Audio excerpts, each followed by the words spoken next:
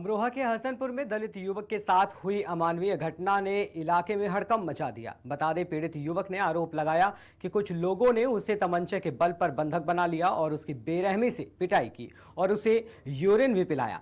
पीड़ित का यह भी कहना है कि पुलिस को तहरीर देने के बाद भी मामले में कार्रवाई नहीं की गई। बता दें, पुलिस की तरफ से जब दलित की 8 दिन तक रिपोर्ट नहीं लिखी गई तो युवक ने भीम आर्मी का सहारा लिया और 8 दिन बाद भीम आर्मी से न्याय की गुहार लगाई। भीम आर्मी संगठन के कार्यकर्ता और पदाधिकारी हसनपुर कोतवाली क्षेत्र पहुंचे और मनापुर मोहल्ले के सभी महिला पुरुष भी वहां मौजूद रहे।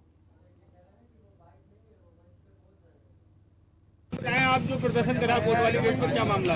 भाई एक हमारे भाई हैं मनापुर मोहल्ले से विजेंद्र, उनके साथ में बीती 8 तारीख को कुछ लोगों ने उनको अपने घर बुलाया और घर बुलाने के बाद भाई को बंद कमरे में बंद करा और बंद करने के बाद 8-10 लोगों ने उनकी पिटाई की। पिटाई करने के बाद उन्होंने 8 तारीख को हसनपुर कोतवाली में आकर अपनी तहरीर दी। तहरीर देने के बाद उनकी कोई कार्रवाई ना हुई और कार्रवाई ना होने के बाद विपक्षी लोगों ने इस चीज़ को देख करके विपक्षी लोगों ने अपनी कार्रवाई कराई यहाँ पर। और जब उस भाई की कार्रवाई नहीं हुई तो उस भाई ने एक मैसेज डाला कि मुझे भीम आर्मी की ज़रूरत है। भीम आर्मी वाले आए और हमारा साथ दें और जो भी कोई समाज की, चाहे कोई सी पार्टी है, चाहे कोई संगठन है, उन्होंने सबसे कहा। लेकिन सारी पार्टी वालों ने आज एक साथ होकर के हसनपुर कोतवाली पहुंचे और कोतवाली पहुंचने के बाद हमने पुलिस से बात की, कोतवाल साहब से बात की, रविंद्र प्रताप कुमार से, और उन्होंने कहा है कि आज शाम तक हम मुकदमा कायम कर देंगे। अगर शाम तक मुकदमा कायम हमारा नहीं करेगा तो हम कोतवाली के सामने कहते हैं कि कल का दिन दूर नहीं, हम दोबारा हसनपुर कोतवाली। ऐसे क्या मजबूरी रही जो 8 दिन पहले दलित ने प्रार्थना पत्र दिया और पुलिस ने मुकदमा दर्ज नहीं कराया? ऐसे क्या मजबूरी रही? मजबूरी बताने में ये आया है कि कोतवाल साहब ने ये कहा कि मैं उस समय छुट्टी पर चला गया था, कोतवाल साहब अपनी ड्यूटी पर नहीं थे। अब कोतवाल साहब आए, हमारी बात होगी कोतवाल साहब से, शाम तक अगर हमारा मुकदमा लिखते हैं तो ठीक है, वरना हम फिर कल दोबारा जाएंगे। आप जो प्रदर्शन करा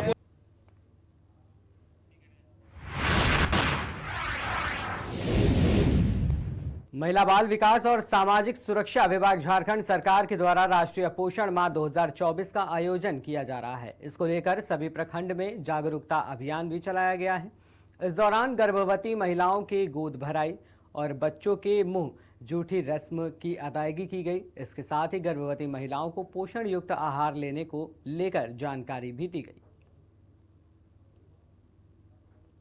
ये जागरूकता अभियान है। इसके तहत लोगों को इस बात से जागरूक किया जाता है कि बच्चे का जो प्रारंभिक पाठशाला है उसमें उसको किस तरह से व्यवहार करना है, किस तरह से उठना है, किस तरह से बैठना है, स्कूल जाने के लिए किस तरह से उसको तैयार करना है और उसके साथ उसके पोषण का भी ध्यान रखा जाता है। और खास करके जो गर्भवती और धात्री माताएं हैं उनका पोषण पर विशेष ध्यान दिया जाता है कि अगर वो ठीक से खाएंगी तो वो स्वस्थ रहेंगी और जब स्वस्थ रहेंगी तो स्वस्थ बच्चा उत्पन्न होगा जो कि आगे चल करके खुशहाल बुद्धि का हो सकता है। ये जागरूकता अभियान।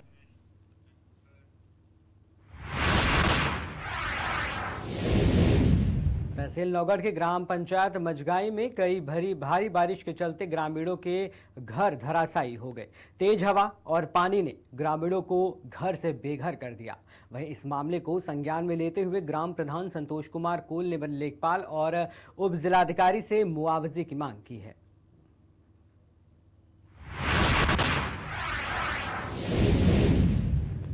भारत सरकार की बेटी बचाओ बेटी पढ़ाओ योजना अंतर्गत नुक्कड़ नाटक के माध्यम से गांव-गांव संदेश दे रहे घनश्याम भट्ट नुक्कड़ नाटक दल भोपाल द्वारा प्रत्येक जिले विकासखंड एवं गांव-गांव में जाकर नुक्कड़ नाटक के माध्यम से लोगों को संदेश दिया जा रहा है। इस क्रम में मवई विकासखंड के मोतीनाला, मेढ़ा, घोटा, धनगांव और आज मवई बस स्टैंड दुर्गा मंदिर परिसर में भी नुक्कड़ नाटक के माध्यम से ये संदेश देकर लोगों को जागरूक किया जा रहा है, जिसका महत्वपूर्ण उद्देश्य बाल विवाह, भ्रूण हत्या, घरेलू हिंसा, यौन उत्पीड़न और साइबर अपराधों से महिलाओं और बेटियों की सुरक्षा हो सके।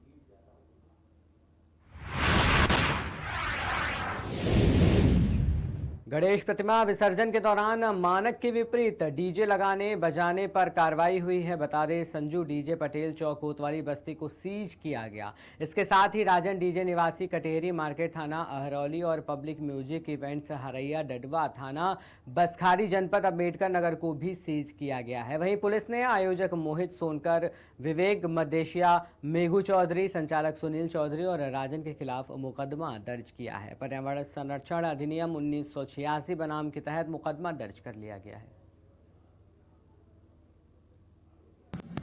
गत दिनांक 17/18 सितंबर 2024 की रात्रि जनपद बस्ती के थाना पुरानी बस्ती क्षेत्र अंतर्गत कुछ डीजे संचालकों द्वारा देर रात्रि अनावश्यक रूप से तेज आवाज़ में वो साउंड बजाया जा रहा था। इस संबंध में पुलिस को सूचना प्राप्त हुई।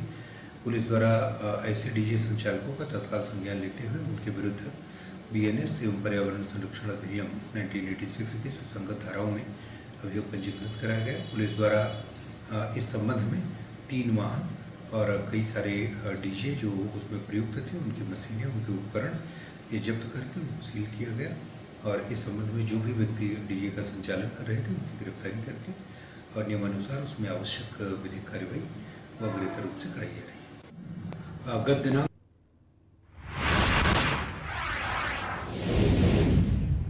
उत्तर प्रदेश के मुख्यमंत्री योगी आदित्यनाथ गाजियाबाद पहुंचे और विपक्ष पर निशाना साधते हुए कहा कि बस्ती को लूटने वाले 2 युवाओं की जोड़ी लोगों को लूटने के लिए आई है।